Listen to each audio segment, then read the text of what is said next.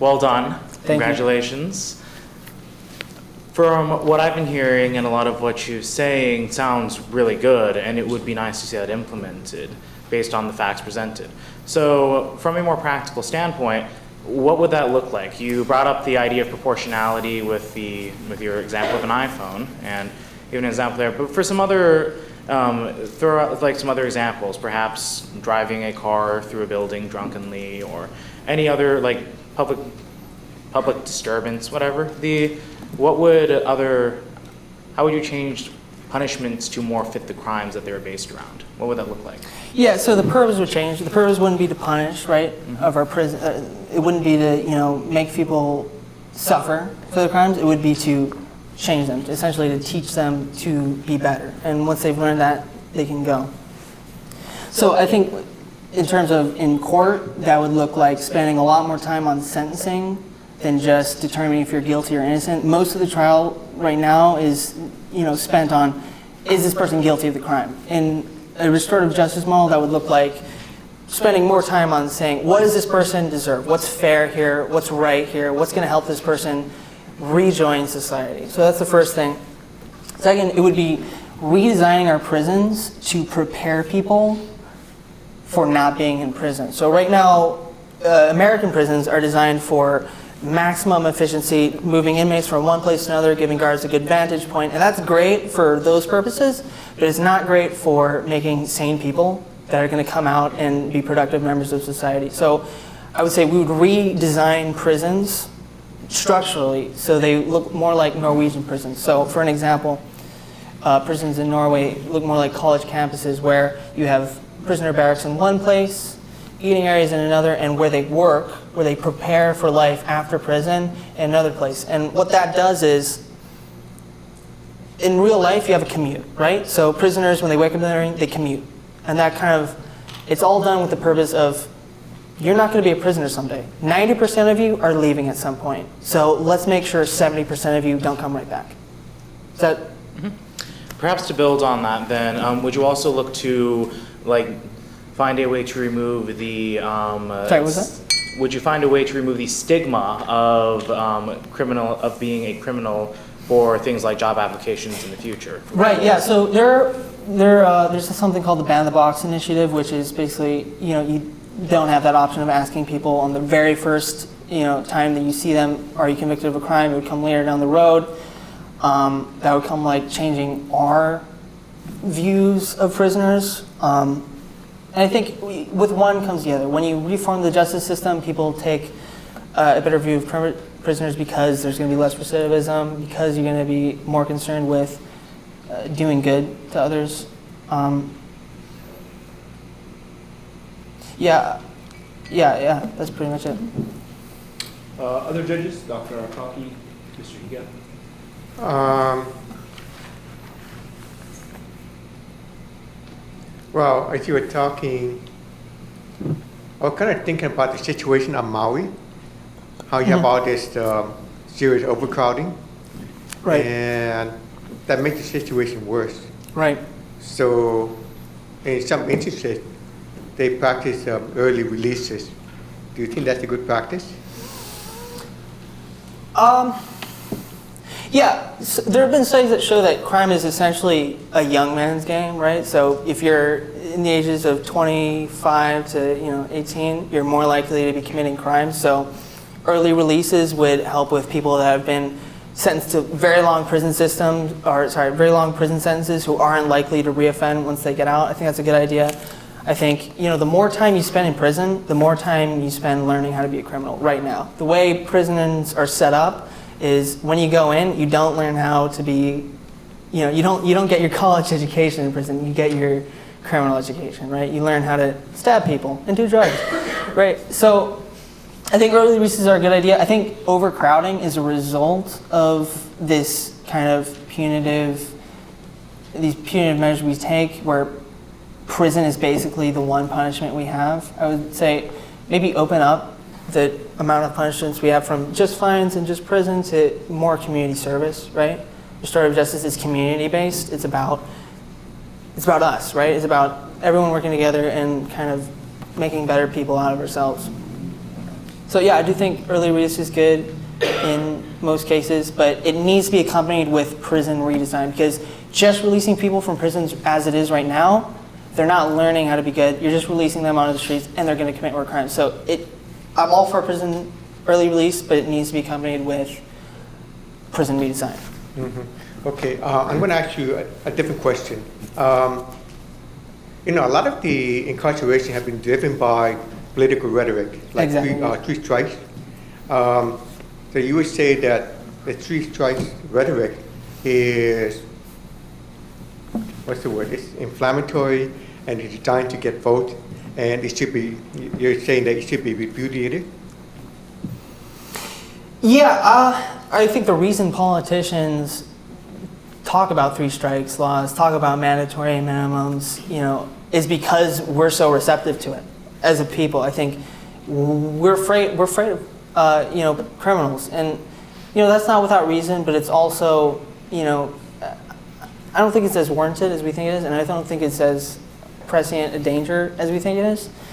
So I think once we change and once we kind of see that, we're all people here, three strikes and throwing someone out doesn't make any sense, I think politicians will gradually, acclimate to that kind of environment. But yeah, I definitely do think, political reasons were why we have mass incarceration today. I wish I could have said that better, but yeah.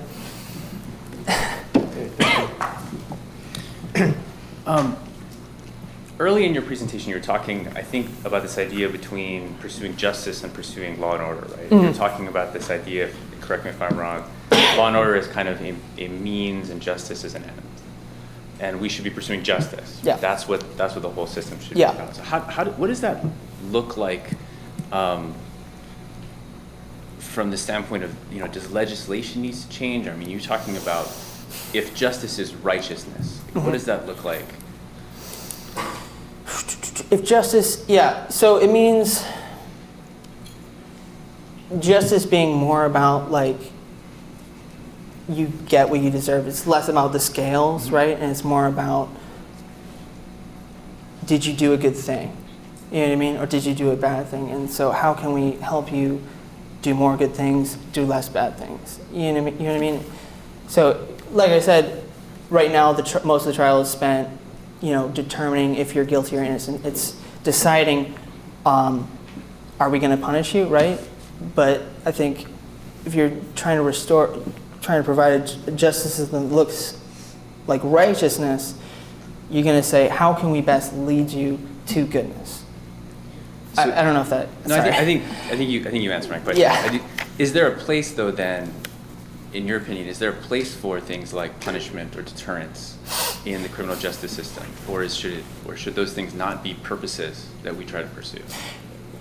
Yeah, so there have been studies that show it's not the severity of the punishment, but the certainty of a punishment that deters crime. So you have places like Norway where the punishments are what we would call lenient, but they're certain to come, right? You're going to be punished if you commit a crime, right? And then you have places like Honduras, which is probably the murder capital of the world, highest crime nation on earth, and they have they have capital punishment, et cetera, but your likelihood of being prosecuted for those crimes is very low. And so you see this kind of weird thing where it's like, you have harsh punishments, but no, people are still murdering, and you have very lax punishments, and people are kind of going and not committing crimes. I wish I could have said that better, but yeah, I think the deterrence is the certainty, and punishment.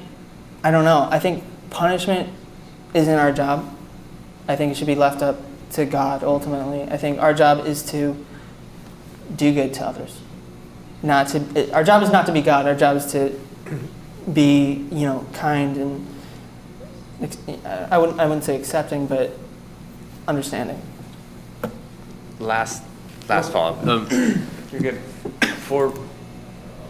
Do you think more judge discretion, particularly in things like sentencing, or less judge discretion helps kind of pursue what you're looking for? I don't think it matters. You know what I mean? I think I think if you give judges more discretion, there's a possibility that, things like mandatory minimums, which helps perpetuate mass incarceration by, basically removing the judge's decision on what sentence to give, that'll go away. But you also have things where judges are people; they can be corrupted. And yeah, I think I remember this case where judges were basically selling kids to private prisons for their own profit. So I don't really think it matters in terms of on the personal level. Do we give judges more discretion, less discretion? I think what matters is changing people's attitudes towards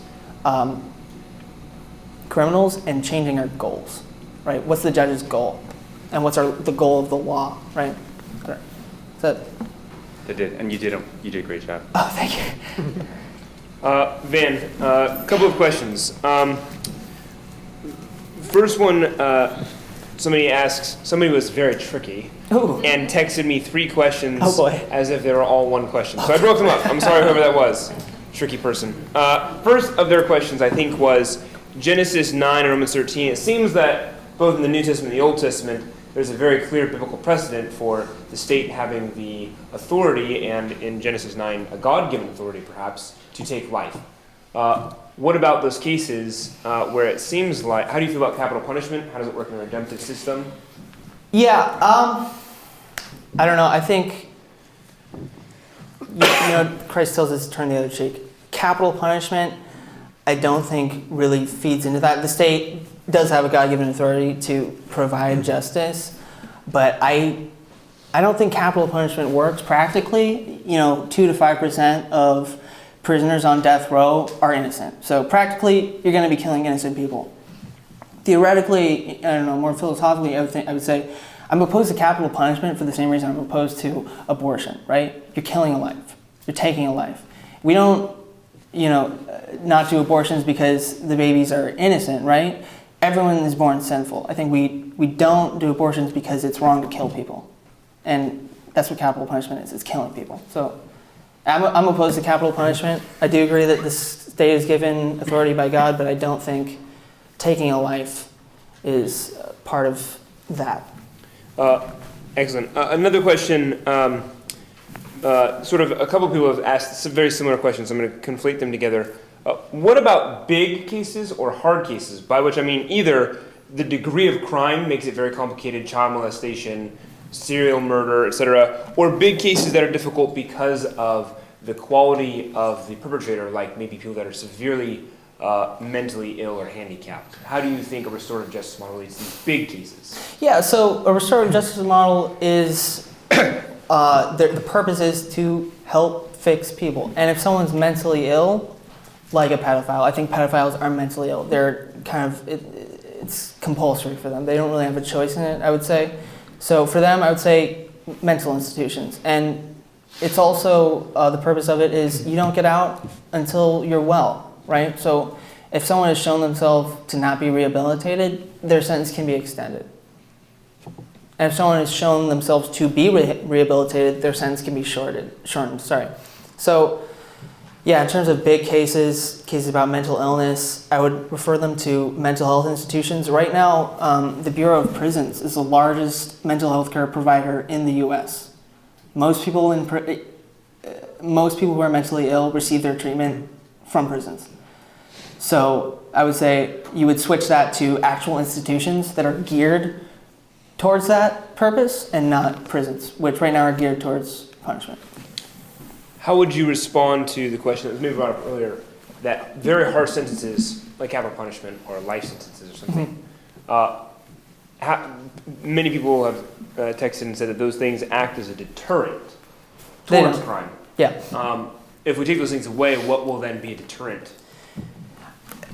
The reason I'm not jumping down here and stabbing my mother isn't because there's some law that says you shouldn't stab your mother. It's because there is, deep actually, down, it's because right, that's not why. There is a law that says that, but that's not why I'm not kind of pulling her tongue out through her throat. The reason I'm not doing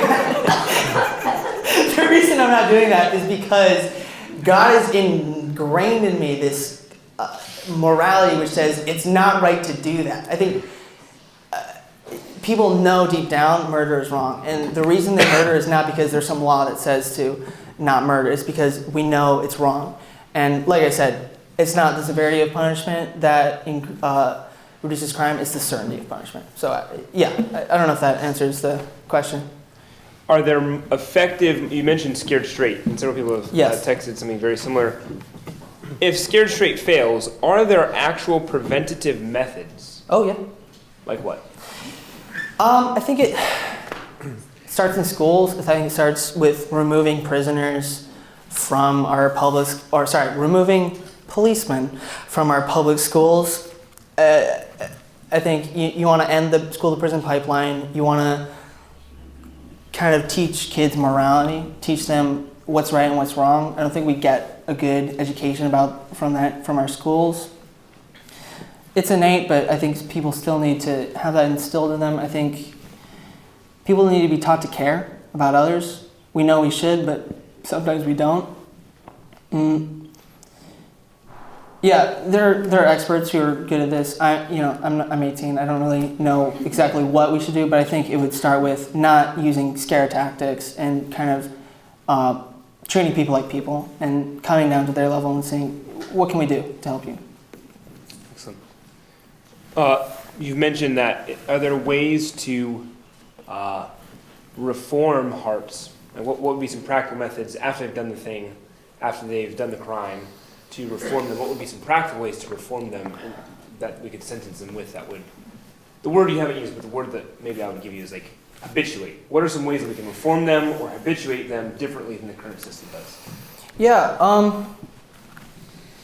so for crimes that are committed out of trying to stay alive, right? Like theft, property crime, I would say we could provide job education, remove barriers for job access to that. For crimes that are more of a kind of like violent nature, committed because they were angry, or crimes of passion, I would say we would anger management, though it doesn't really work. Sometimes it works. Yeah, teach people that you can't solve all your problems with your fists. Give them tools for diffusing situations where they find they may become violent. For drug crimes, that would mean not putting them in prison. It would mean maybe taking them, I don't know if this will take too long to explain, but Sweden has a fantastic approach to people who abuse substances. And if you want, I can explain it later. But I can explain it now, but it takes a while. But if you want, you can come up to me and I can talk to you about it. But yeah, I think each crime is different. And that's why we need to spend more time on focusing how do we treat these crimes. So, yeah. Excellent. That is, unfortunately, all the time that we have for Van. Thank you very much. Thank you.